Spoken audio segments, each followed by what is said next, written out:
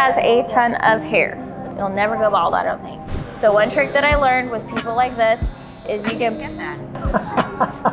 She did not just interrupt me. What are you thinking? Same. 2 on the side? 2 up to a 4. Okay. Got some new clippers today. Ooh. Fabulous. Sponsor me. No, I'm just kidding. Gold plated? Gold plated. You're getting the golden treatment. Ooh. Oh. Yeah, he has a ton of different calyx. So you gotta take these at different angles because this is growing up, this is growing back, this is kind of growing that way. So for you to make sure that the hair is all even, you do want to make sure that you're going at those hairs a bunch of different directions. Like this hair is growing up towards his head, so you want to go against that to make sure it's short enough. We just want to make sure that we get that all cut the same length, going at it at different directions.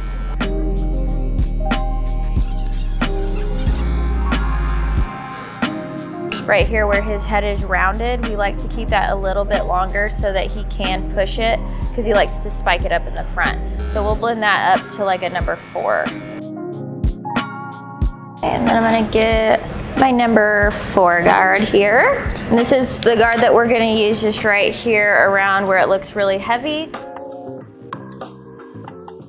Okay, then I'm gonna get my number 3 guard and we're gonna go in and take that line out between the 2 and the 4. One thing to note, like right here, most men have like a divot in their head. They have like a strong muscle right here and then your occipital bone right here. So usually this gets really dark right here. So sometimes if you need to take like your 2.5 right here to make it look all the same and not such a dark patch, you can do that. Or just make sure that you work your 3 in here every direction to make sure that that light is, or that spot is not too dark. Right here, I don't like to take this very short. I will use my thinning shears through here because if you take it too short, his hair looks really fine and then it'll kind of look like a bald spot. It's just the way that his hair grows. So if you can see, this part right here is growing down and this is growing back and down. So that split, it'll make it look like a bald spot. So we don't want to take too much length off of that. We'll just kind of thin it out and take out the darkness of it. So we are gonna take a little bit off of the top here. His front, to me, looks a little long. I am gonna use some of the Conman.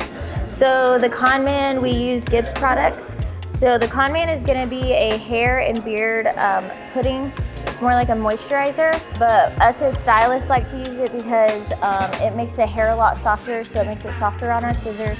Makes it easier to cut. Dan, he uses product in his hair. It kind of breaks down that product where it's also not as hard on the stylist scissors. And this can be used on absolutely everybody. It's gonna hydrate the hair and the scalp. So we're just gonna put just a little tidbit of that. It literally doesn't take much. Little goes a long way. So we're gonna rub our hands together.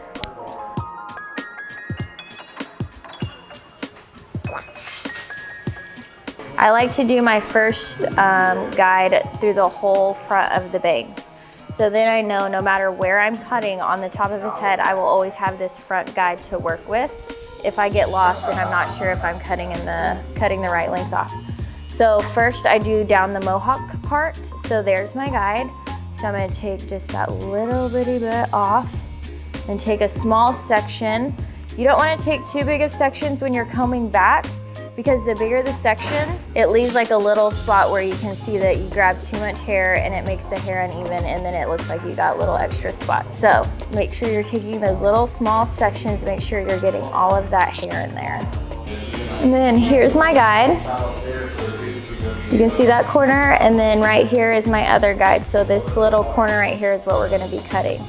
That's how you find what you're needing to cut.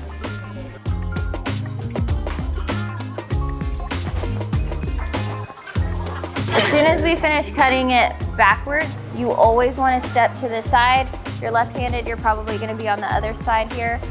You always want to double check crossways this way. It's just to double check your work to make sure you don't have any of those mountain little peaks that I was talking about. As you can see, I have just like a couple right there.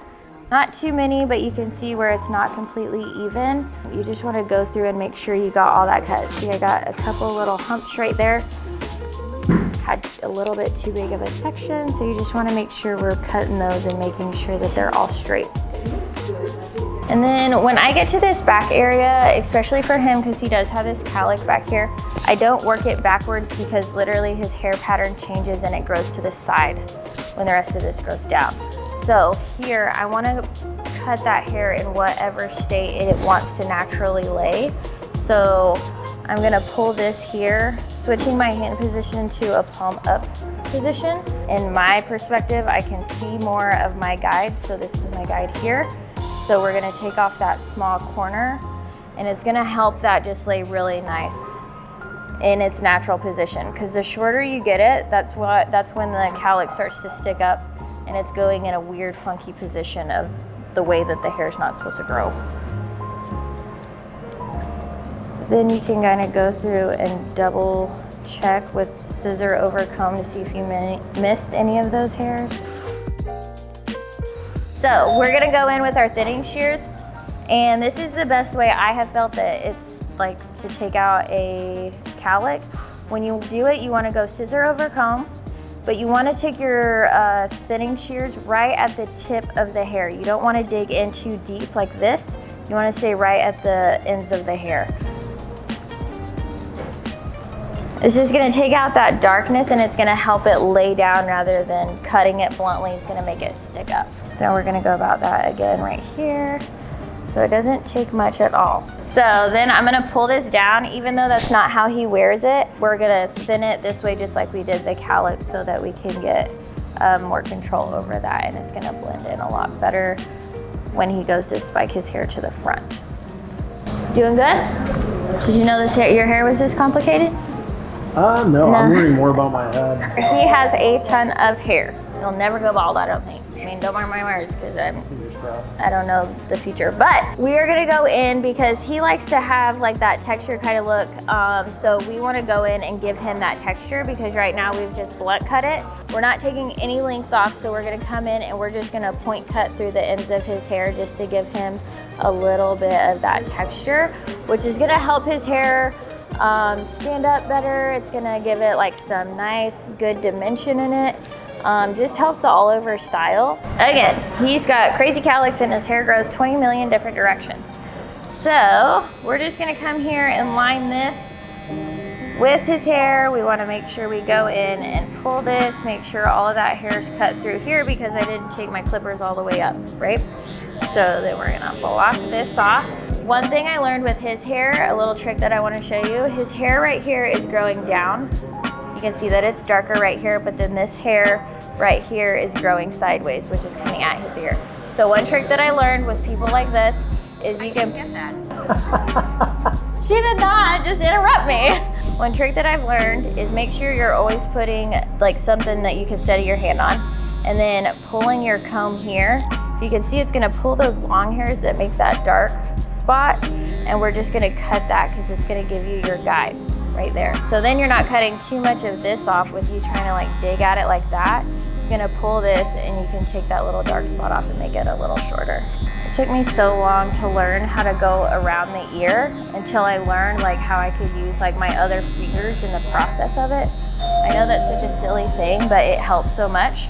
Right here, somebody taught me to hold the ear down with the middle finger, get your comb, pull it down, and the excess that you see right here is what you need to cut. So this is gonna give you guidance to where you're not cutting in and giving you a white wall. You know, because a lot of people will be like, oh, trying to make their guide, and then they're like, Meh, and then they give you a white wall. It's really nice because you pretty much have a guide and a safety net too at the same time. So you're not cutting off too much hair, but it's giving it that nice tapered look. So you're not cutting too much off. And then on this side, since I'm right-handed and this is the left side of his head, I'm going to pull his ear back, which is gonna give me more exposure in between where I need to cut in his ear. So if you just let it go, you have a lot to work around right here. So you're giving yourself that exposure, and you're gonna use the corner of your blade right here. You don't wanna use the whole thing, which can also give you the white wall, or you can use your corner right here. If you can see, we were talking about his cowlicks earlier. So his hair grows up and then down. So with this, you have a couple of options. We can square it off we can round it out, or you could taper it to where there's no line and you can't see any of it. So today we are going to round it a little bit. You want to take it to like right here where this open spot is, because if you take it any lower where the natural hairline is, then it's gonna look like he has bald spots. So you wanna come right here, which you always wanna base your guide to. You never wanna go up above the earlobe with your neckline. That's way too high.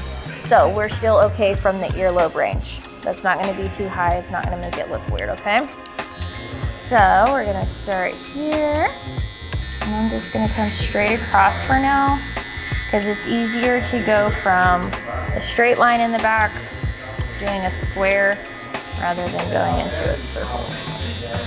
And then double check your work through your mirror. I always do, because I know that this is one of my not very good spots, I guess, in what I do. So perfectly straight. So we're just gonna come in and take that little bitty corner off so it's not as harsh. But it looks a lot more natural rather than the squared look. So now we are going to do the straight razor shave on his neck. And then after we're done with that, we'll get some products and do a little styling for him, okay? We are going to take our straight razor blade. We're gonna take the blade out of the packaging. There are 2 little notches in here. And so that's where these little divots right here are gonna go. Make sure it's nice and secure, and we're gonna slip this in there. So we have a hot towel right here in our towel warmer. And then here at House of Shaves, we like to put some of our astringent on there. Just gives it a different smell. Nice and minty, something relaxing for the client. And then we're gonna put this on his neck, kind of wrap it around the front there. Does that feel okay? Yeah. You always wanna make sure, because those towels can get really hot, so you wanna make sure that it's okay on their neck and it's not too hot. So after been sitting for a second, we are gonna get our hot lather, and we are gonna remove the towel, put it just right along his hairline. I'm gonna run in front of you. I always start on the right side with the shave, and then on this hairline, I'm going to use this toe of the razor, and we're gonna make sure that you pull the skin, because the more you pull, the less slack there is in the skin. So it's gonna make sure that that shave gets a lot closer.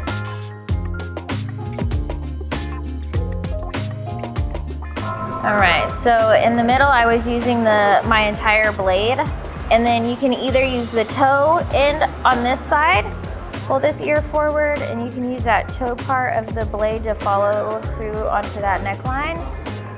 And then you can come in and use the whole part of the rest of your blade.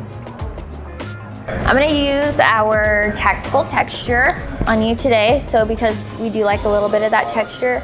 The tactical texture, also from Gibbs, it is a fiber paste. So the fibers are going to, since we texturize his hair, it's gonna give it that extra textured look. So a little, and this goes a long ways. This will still probably be too much. So with this, you wanna make sure that you activate it first. So you wanna rub that in together really good. And if you can see those little fibers, so those are the fibers that are going to be giving you that texture. Tactical texture.